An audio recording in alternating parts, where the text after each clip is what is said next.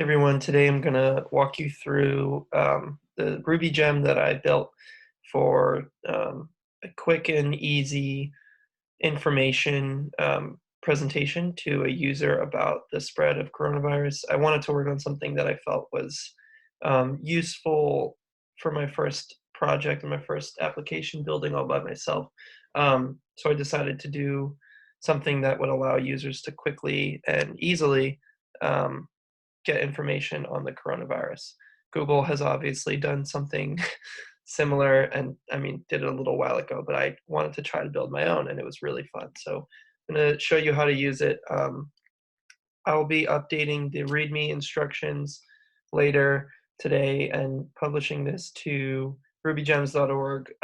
So there should be instructions for installation, but this is a video about how to actually use the gem itself. So to run the file, you'll run the executable file, which is in the bin folder, which is called COVID tracking.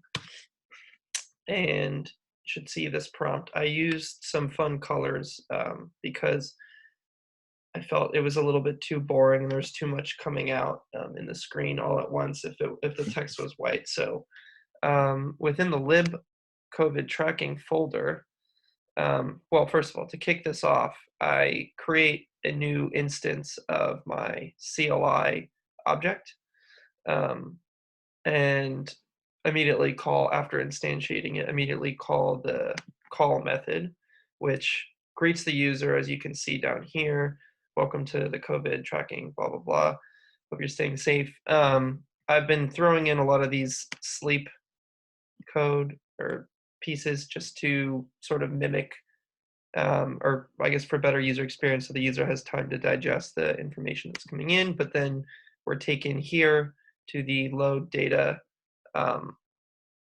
method, which creates a new data loader object, and I'll walk you through that a little bit more.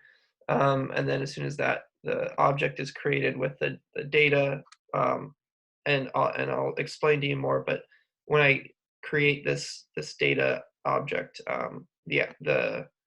all of the information is loaded, and the API call happens at that point. And then just sort of once again for user experience, I broke apart.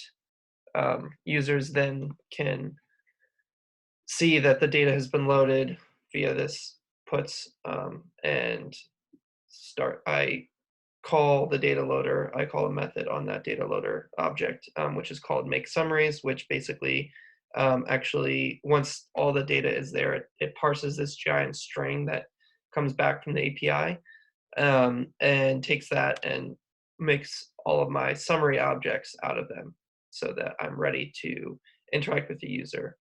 I'll come back to this reload data method here, but the main, I'll walk you through sort of the main user interaction, and then we can dive into how the data is loaded and what the methods are for the objects.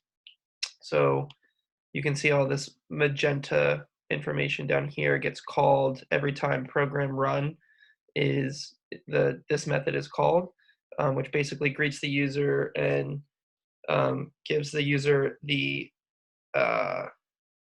when this information was last updated. You can see here this essentially there's two types of classes that I have for data storage, and it's summary and country summary. And summary is the only summary object will be the global data.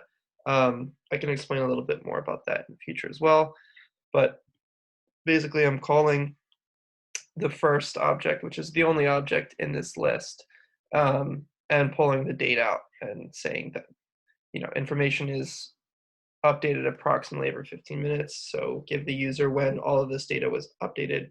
You'll see when you call an individual country or a summary, I also put when the information was loaded there as well, because as you can see in the second line, some of the other functionality that I built into this app was the user can also type refresh when they're at this prompt to actually they'll refresh the data, and I'll explain about that more as well. But you can also enter factoids for some summary facts that I built just because I was having fun and I didn't really want to stop building this. So um, put the prompt here in green, and then the user inputs whatever they'd like. So down here in the terminal, I'll put global.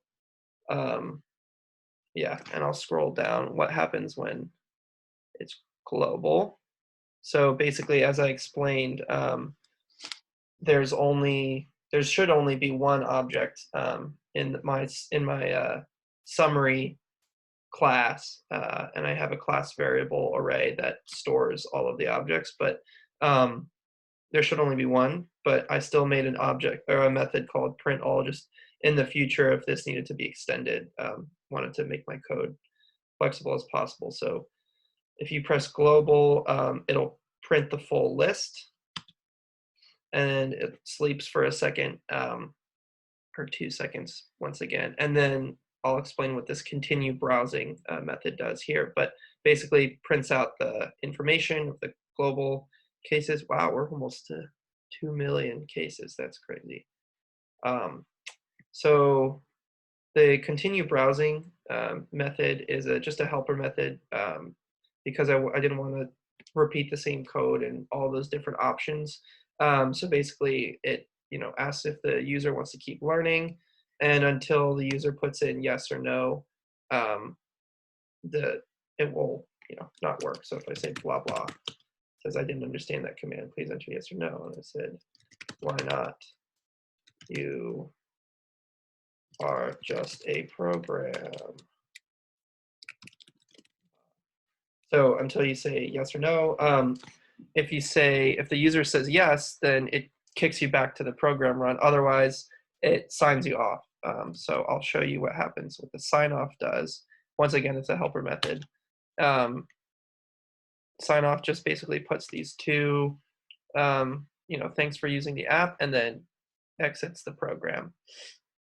So if I had, let's see, if I had done something different and I had said yes, then you can see that it'll kick you back to the main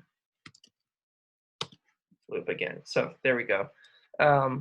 I'm back here. So that's how to sort of interact with the global method. I probably should wait a couple seconds or a little bit more because the looks like it was updated about 10 minutes ago. So maybe in about 5 minutes, we should be able to do the refresh, and you can actually see that it'll refresh. So I'll go to country next. So first, there's 2 levels in the country.